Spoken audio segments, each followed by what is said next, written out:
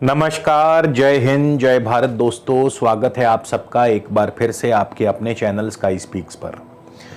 तो आज बात करेंगे कन्या लगन के लिए जून 2022 कैसा रहेगा, किस ग्रह की दशा अंतरदशा में धन आएगा, किस ग्रह की दशा अंतरदशा स्वास्थ्य के लिए अनुकूल रहेगी, किस ग्रह की दशा में आपको नौकरी में तरक्की मिलेगी, कारोबार बढ़िया चलेगा, किस ग्रह की दशा में आपको सावधान रहना है। तो ये सभी बातें आप इस वीडियो से भली भांति जान पाएंगे। तो वीडियो को शुरू से लेकर अंत तक जरूर देखिएगा, क्योंकि तभी ये वीडियो पूरी तरह से आपको समझ में आएगा। इसके अलावा यदि आप मुझसे किसी भी प्रकार का निजी ज्योतिषीय परामर्श लेना चाहते हैं तो स्क्रीन पर मेरा व्हाट्सएप नंबर दिया है। आपसे निवेदन है, कृपया इस नंबर पर व्हाट्सएप के माध्यम से आप मुझे कंसल्टेशन या फिर परामर्श टाइप करके मैसेज कर दीजिए। इसके आगे की पूरी प्रक्रिया व जानकारी आपको उत्तर में मिल जाएगी। उसके बाद आप चाहें तो अपना अपॉइंटमेंट बुक करवा सकते हैं, शुल्क लागू रहेंगे। इसके अलावा हमारी वेबसाइट है www.skyspeaks.in। तो आप हमारी वेबसाइट के माध्यम से भी अपना अपॉइंटमेंट बुक करवा सकते हैं। चलिए जानते हैं सबसे पहले ग्रहों की चाल। केतु आपके द्वितीय भाव में है, शनि आपके छठे भाव में है। 4 जून को शनि वक्र होने वाले हैं। गुरु और मंगल दोनों ही आपके सप्तम भाव मीन राशि में है। मंगल 27 जून को अष्टम भाव मेष राशि में चले जाएंगे। राहु और शुक्र भी अष्टम भाव में है। शुक्र 18 जून तक मेष राशि अष्टम भाव में रहेंगे। 18 जून को शुक्र भाग्य स्थान अपनी स्वराशि वृषभ राशि में प्रवेश कर जाएंगे। सूर्य बुध आपके नवम भाव में होंगे वृषभ राशि में। सूर्य 15 जून को दशम भाव मिथुन राशि में प्रवेश कर जाएंगे। आगे बढ़ने से पहले एक चीज क्लियर कर दूं, ये जो गोचर फल है ये पूरी तरह लगन पर आधारित है और इस गोचर फल के फलादेश में आपकी अपनी कुंडली की ग्रह स्थिति के अनुसार फल में भिन्नता आना स्वाभाविक है। तो कृपया इस बात का ध्यान रखिए, क्योंकि ये गोचर फल वर्तमान ग्रहों की स्थिति पर आधारित है, लेकिन इसका जो फल है वो आपकी कुंडली में ग्रह स्थिति कैसी है उस पर निर्भर करता है। तो कई बार फलादेश में भिन्नता आ जाती है, तो ये चीज आपको मालूम होनी चाहिए। तो सबसे पहले शुरुआत करते हैं लग्नेश से, बुध से। बुध की स्थिति क्या है? बुध आपके नवम भाव में है और बुध जो है नवम भाव में सूर्य के साथ बुध आदित्य योग बना करके बैठे हैं, जो कि अत्यंत शुभ है। इस दौरान 1 जून को बुध जो है सूर्य के ही नक्षत्र में होंगे। सूर्य द्वादशेश भी हैं और दोनों नवम भाव में हैं। तो नवम भाव भाग्य का है, भाग्य की वृद्धि करते हैं। नवम भाव धार्मिक कार्यों का है, धार्मिक कार्यों में रुचि बढ़ेगी। धार्मिक यात्राओं पर, तीर्थ यात्राओं पर जाने का मौका मिलेगा। ट्रैवल एंड टूरिज्म, विदेश यात्रा, विदेश में सेटल होना, विदेशी व्यापार अच्छा चलेगा। खर्च बढ़ेंगे, निवेश बढ़ेगा और स्वास्थ्य का ध्यान रखना होगा। इसके बाद 18 जून को बुध चले जाएंगे रोहिणी। और ये जो बुध का मैं फल बता रहा हूं ये उनको और भी ज्यादा प्रभावी रहेगा जिनको बुध की दशा अंतरदशा चल रही है। तो दशा अंतरदशा का भी ध्यान रखना बहुत जरूरी है, क्योंकि प्रत्येक ग्रह अपनी दशा अंतरदशा में ही अपना फल ज्यादा प्रभावी और सटीक देता है। तो 18 जून को बुध रोहिणी नक्षत्र चंद्रमा के नक्षत्र में होंगे। चंद्रमा लाभ स्थान के स्वामी है। तो अगर आपकी कुंडली में चंद्रमा की स्थिति बहुत बढ़िया है तो फिर आपको प्रचुर धन लाभ होगा। प्रत्येक कार्य में सफलता, नौकरी में तरक्की, प्रमोशन, कारोबार में तरक्की, कारोबार में लाभ होगा। इसके बाद 28 जून को बुध मृगशिर यानी मंगल के नक्षत्र में चले जाएंगे। यहां पर आपको सावधान रहना होगा, क्योंकि मंगल तृतीयेश हैं, अष्टमेश हैं और मंगल अष्टम भाव में होंगे 28 जून को।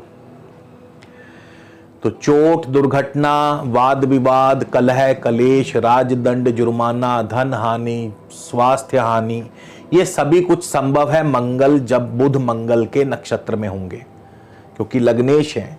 मान हानि, स्वास्थ्य हानि, धन हानि, जुर्माना, चोट, सर्जरी, दुर्घटना, ये सारी संभावनाएं बन सकती हैं। मंगल क्योंकि क्रूर ग्रह है, अग्नि ग्रह है, फायरी प्लैनेट है, और बुध मंगल के नक्षत्र में, और मंगल अष्टम भाव में चले गए हैं राहु के साथ। अंगारक योग बनाएंगे राहु के साथ। तो इसीलिए यहां पे 28 जून के बाद से जिनको भी बुध की दशा अंतरदशा चल रही है उन्हें थोड़ा सतर्क रहना होगा, सावधान रहना होगा। केतु की बात कर लें, केतु आपके धन भाव में है, द्वितीय भाव में। केतु धन भाव में बहुत ही शुभ फल प्रदान करते हैं, अचानक धन लाभ करवाते हैं। शुक्र की राशि में है, शुक्र भी धनेश हैं, नवमेश हैं, तो धन भाव में शुक्र के स्वामी के शुक्र की राशि में है, तो धनेश और नवमेश शुक्र 18 जून को शुक्र भी नवम भाव में आ जाएंगे, लेकिन उससे पहले शुक्र अष्टम भाव में है, तो थोड़ा सा धन के मार्ग में रुकावट जरूर बनती है, लेकिन 18 को शुक्र भी धन भाव में आ जाएंगे। तो केतु की दशा अंतरदशा 18 तारीख के बाद से और भी ज्यादा शुभ फल प्रदान करेगी। अच्छा धन लाभ होगा, आपको नौकरी में, कारोबार में उन्नति, इसके अलावा लंबी दूरी की यात्राएं, धार्मिक यात्राएं हो सकती हैं, तीर्थ यात्राएं हो सकती हैं, इंपोर्ट एक्सपोर्ट का कारोबार फलेगा फूलेगा। केतु गुरु के नक्षत्र में है, चौथे भाव और सप्तम भाव के स्वामी गुरु भी अपने सप्तम भाव में अपनी स्वराशि में है, तो जमीन जायदाद से लाभ, नए भूमि भवन वाहन आदि की प्राप्ति, कृषि कार्यों से लाभ, शिक्षा क्षेत्र में सफलता और इसके अलावा कारोबार से अच्छा धन लाभ होगा। विवाह के योग बन सकते हैं, घर में मांगलिक कार्य संपन्न होंगे। तो इस प्रकार से केतु की दशा अंतरदशा अत्यंत शुभ है। लेकिन मंगल की दृष्टि है केतु पर और अष्टम भाव से 28 जून से मंगल की दृष्टि रहेगी, तो यहां भी थोड़ा सा वाहन आदि संभल के चलाएं। सर पर, सर के आसपास, आंखों के आसपास चोट आदि लग सकती है, तो ये थोड़ा सा ध्यान रखें आप। तो केतु अन्य मामलों में शुभ फल ही प्रदान करेंगे। शनि की दशा अंतरदशा कैसा और क्या फल प्रदान करेगी? 4 जून को शनि वक्री होने वाले हैं और शनि आपके छठे भाव में लेकिन मंगल के नक्षत्र में है। तो शनि की दशा अंतरदशा इस समय खास बढ़िया नहीं, क्योंकि तृतीयेश अष्टमेश मंगल सप्तम भाव में होंगे। यहां पे मंगल आपकी शनि के माध्यम से भाग दौड़ को बढ़ाते हैं, आपको मेहनत करके भी उतना सफलता नहीं मिल पाती है, बार बार आपके मार्ग में बाधाएं, रुकावट, कहीं ना कहीं आपके दाम्पत्य सुख में कड़वाहट पैदा करते हैं। पार्टनर की सेहत आपके लिए चिंता का विषय बन सकती है।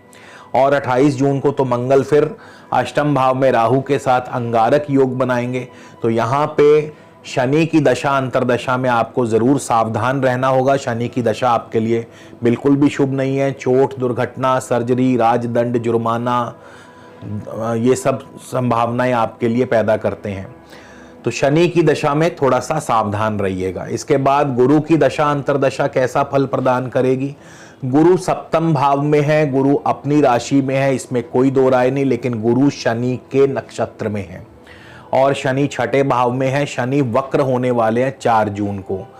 4 जून से शनि वक्री हो जाएंगे छठे भाव में, तो नौकरी में दिक्कतें पैदा करते हैं, नौकरी में आपके लिए परेशानी पैदा करते हैं, क्योंकि वक्र होकर शनि वापस पंचम भाव में जाएंगे, तो यहां पे नौकरी जा सकती है, नौकरी में परिवर्तन की संभावना, नौकरी में दिक्कतें आपकी बढ़ेंगी, ऋण आप पर चढ़ सकता है या ऋण जो आपको मिलने वाला था उसमें रुकावट आ सकती है। लेकिन हाँ, स्वास्थ्य के लिए ये अनुकूल रहेंगे, स्वास्थ्य आपका बढ़िया रहेगा। इसके बाद मंगल की दशा अंतरदशा की बात कर ले, मंगल कैसा फल प्रदान करेंगे? मंगल 1 जून को उत्तरा भाद्रपद शनि के नक्षत्र में होंगे, शनि छठे भाव में है, तो शनि के नक्षत्र में और शनि भी 4 जून तक वक्री होने वाले हैं, तो अभी नौकरी में उतना बढ़िया फल नहीं दे पाएंगे, नौकरी में दिक्कतें, परेशानी आएंगी। 8 जून को मंगल रेवती यानी बुध के नक्षत्र में चले जाएंगे। बुध लगन और दशम भाव के स्वामी भाग्य भाव में है, तो यहां से मंगल जब बुध के नक्षत्र में जाएंगे तो मंगल की दशा अंतरदशा में ना सिर्फ मान प्रतिष्ठा बढ़ेगा बल्कि कारोबार भी चलेगा, नौकरी में भी तरक्की, प्रमोशन के चांस बनेंगे और कारोबार भी बढ़िया चलेगा। यात्राएं भी हो सकती हैं, खास करके लंबी दूरी की यात्राएं, इंपोर्ट एक्सपोर्ट का कारोबार बढ़िया चलेगा। शिक्षा के क्षेत्र में आपका प्रदर्शन बढ़िया रहेगा। उसके बाद मंगल 27 जून को अश्वनी यानी केतु के नक्षत्र में होंगे। हालांकि मंगल स्वयं अष्टम भाव में होंगे, लेकिन केतु के नक्षत्र में, केतु द्वितीय भाव में बैठे हैं, और यदि केतु आपकी कुंडली में शुभ है तो फिर आपको बहुत ही शुभ फल प्राप्त होंगे, अच्छा धन लाभ होगा। लेकिन चोट आदि से बच करके रहिएगा, चोट, सर्जरी, दुर्घटना, क्योंकि मंगल अष्टम भाव में है और केतु के नक्षत्र में, मंगल केतु दोनों क्रूर ग्रह हैं और केतु मारक भाव में बैठे हैं, तो यहां पे थोड़ा सा उस और सतर्क रहना होगा। राहु की बात करें तो राहु की दशा अंतरदशा कैसा फल प्रदान करेगी? राहु अष्टम भाव में है, राहु मंगल की ही राशि में है, तो राहु की दशा मंगल की राशि में है, मंगल का प्रभाव लेकर के चलेंगे राहु, यानी और ज्यादा क्रूर स्वभाव के हो जाएंगे अष्टम भाव में। राहु की दशा अंतरदशा में बिल्कुल कोई भी ऐसा कार्य मत करिएगा जो आपके लिए दिक्कत व परेशानी पैदा कर दे, क्योंकि अष्टम भाव में, अष्टम भाव बाधाओं का है, अष्टम भाव स्वास्थ्य हानि करता है, धन हानि करता है, चोट, दुर्घटना, सर्जरी, राजदंड, ये सभी चीजें अष्टम भाव से आती हैं, इसीलिए इसे मृत्यु भाव कहा गया है। मृत्यु भाव का अर्थ है, मृत्यु का अर्थ है सब कुछ रुक जाना, हर कार्य में रुकावट पैदा कर देना, स्टॉप, पॉज पैदा कर देना।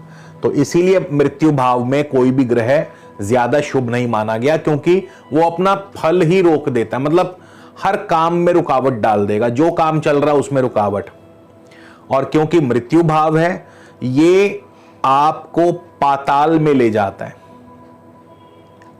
हर कार्य को गिरा देता है, आपकी प्रोग्रेस को गिरा देता है, एकदम से ग्राफ नीचे आता है, जैसे शेयर मार्केट एकदम क्रैश हो जाती है, इसी तरह यहां पे आके ग्रह क्रैश हो जाता है। उसके बाद राहु जो है कृतिका नक्षत्र में, सूर्य के नक्षत्र में, सूर्य भी द्वादश भाव के स्वामी है, तो अष्टम और द्वादश 8 और 12 मिलकर के बंधन योग यानी जेल यात्रा, तो अनैतिक कार्यों से बचिए। और 14 तारीख को चले जाएंगे राहु भरणी यानी शुक्र के नक्षत्र में, थोड़ी राहत मिलेगी क्योंकि शुक्र धनेश हैं, नवमेश हैं, तो थोड़ी राहत मिलेगी 14 तारीख के बाद से, लेकिन ज्यादा की उम्मीद मत रखिएगा। शुक्र की बात कर ले, शुक्र की दशा अंतरदशा कैसा और क्या फल प्रदान करेगी? शुक्र भी 1 जून को अश्वनी केतु के नक्षत्र में होंगे, केतु शुक्र केतु के नक्षत्र में है, केतु शुक्र की राशि में है, तो यहाँ पे एक बड़ा ही अजीब संयोग यानी धन लाभ के लिए बहुत बढ़िया है। धन लाभ अच्छा होगा, अचानक धन लाभ होगा, रुका हुआ फंसा हुआ धन आ सकता है आपके पास। इसके बाद शुक्र 4 जून को भरणी अपने स्व नक्षत्र में आ जाएंगे, अपने खुद के नक्षत्र में, धनेश भाग्येश अपने नक्षत्र में, धन वृद्धि भाग्य वृद्धि दोनों होगी, अचानक धन लाभ होगा, रुका हुआ फंसा हुआ धन आएगा। अब यहाँ पे शुक्र अष्टम भाव में है लेकिन शुभ है, क्योंकि शुभ स्थानों के स्वामी हैं। बट हाँ, यहाँ पे क्योंकि शुक्र राहु के साथ हैं, अष्टम भाव में है, तो अपने चाल चलन पर काबू रखना होगा, अन्यथा बड़ी मुसीबत में फंस सकते हैं। और 15 जून को शुक्र कृतिका सूर्य के नक्षत्र में होंगे, विदेशी व्यापार बढ़ेगा, विदेश यात्राएं होंगी, खर्च भी बढ़ेंगे, निवेश भी बढ़ेगा। इसके बाद शुक्र 26 जून को रोहिणी यानी चंद्रमा के नक्षत्र में होंगे, चंद्रमा लाभेश हैं, तो हर प्रकार से कार्यों में सफलता और उत्तम धन लाभ करवाते हैं। सूर्य की दशा अंतरदशा, सूर्य 1 जून को रोहिणी यानी चंद्रमा के नक्षत्र में होंगे, सूर्य भी अच्छा लाभ करवाएंगे, खास करके विदेशों से, क्योंकि सूर्य द्वादशेश हैं, नवम भाव में बैठे और चंद्रमा के नक्षत्र में होंगे, तो विदेशों से धन लाभ होगा, लंबी दूरी की यात्राएं होंगी, हायर एजुकेशन, धार्मिक यात्राएं, तीर्थ यात्राएं और सर्व कार्यों में सफलता। लेकिन 8 जून को सूर्य मृगशिर मंगल के नक्षत्र में चले जाएंगे, क्रूर ग्रह मंगल तृतीयेश और अष्टमेश सप्तम भाव में। अब यहाँ पे दाम्पत्य में थोड़ी कड़वाहट, भागदौड़ भी बढ़ेगी, चोट दुर्घटना आदि की संभावनाएं, क्योंकि मंगल के नक्षत्र में है।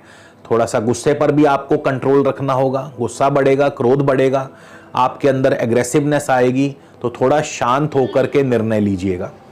इसके बाद सूर्य 22 तारीख को आर्द्रा यानी राहु के नक्षत्र में चले जाएंगे। यहाँ पे सूर्य का राहु के नक्षत्र में जाना, राहु अष्टम भाव में है, शुभ नहीं है, तो सूर्य की दशा अंतरदशा 22 जून के बाद से आपके लिए दिक्कतें और परेशानी पैदा करेगी। सरकारी कार्यों में बाधा, सरकार द्वारा कोई ना कोई जुर्माना, सरकार द्वारा दंड मिल सकता है, लिटिगेशन कोर्ट कचहरी में हानि हो सकती है, स्वास्थ्य हानि, धन हानि। तो अष्टम भाव में जो भी कोई ग्रह किसी ऐसे ग्रह के नक्षत्र में जाएगा जिसका संबंध अष्टम भाव से होगा, तो आपके कार्यों में एकदम से गिरावट आती है, एकदम से रुकावट, हर कार्य में मार्ग में बाधाएं पैदा करते हैं। चंद्रमा की दशा अंतरदशा कैसा फल प्रदान करेगी? चंद्रमा लाभेश है, और अगर आपकी कुंडली में चंद्रमा शुभ है, यानी अपनी स्वराशि में है, या फिर चंद्रमा अपनी उच्च राशि में है, या मित्र राशियों में है, तो चंद्रमा बहुत ही शुभ फल प्रदान करेंगे। अच्छा धन लाभ होगा, प्रत्येक कार्य में सफलता मिलेगी। और यदि चंद्रमा इसके विपरीत हैं, चंद्रमा दूषित हैं, पीड़ित हैं, शनि से, राहु से, केतु से पीड़ित हैं, या चंद्रमा नीच के हैं, अशुभ स्थानों में हैं, तो फिर आपका कमाया हुआ धन भी चला जाएगा, निकल जाएगा। यानी जो पैसा कमाया था वो भी खर्च हो जाएगा। तो इस तरह से लाभेश का फल मिलता है।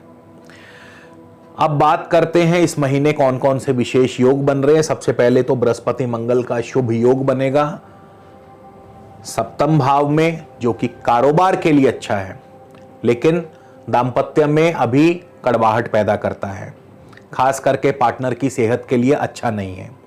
शुक्र राहु का कामी योग अष्टम भाव में बनेगा, तो यहाँ पे अपने चरित्र का थोड़ा ध्यान रखें, चरित्र का पालन करें, अन्यथा मुसीबत में फंस जाएंगे।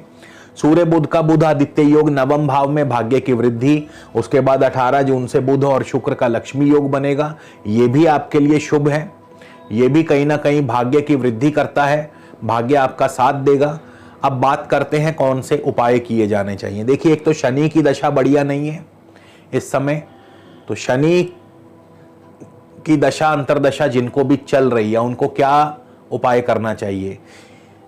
छठे भाव में शनि बैठे हों तो किसी ना किसी जरूरतमंद को जूते दान करें, चमड़े के, या चमड़े से बनी वस्तुएं दान करें, या शनि की कोई भी वस्तु जैसे लोहा, तवा, चिमटा, ऐसी चीजें शनि की दान करें।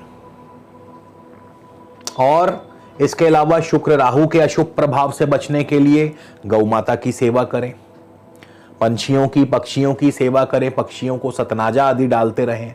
मंदिर में देसी घी के ज्योत जगाएं, देसी घी का दीपक जगाएं मंदिर में प्रत्येक शुक्रवार को माँ लक्ष्मी के आगे। तो इस प्रकार से शुक्र राहु के अशुभ प्रभाव कम होंगे। तो इसी के साथ आपसे विदा लेता हूं दोस्तों, अगले वीडियो में फिर मुलाकात होगी। तब तक के लिए नमस्कार, जय हिंद, जय भारत।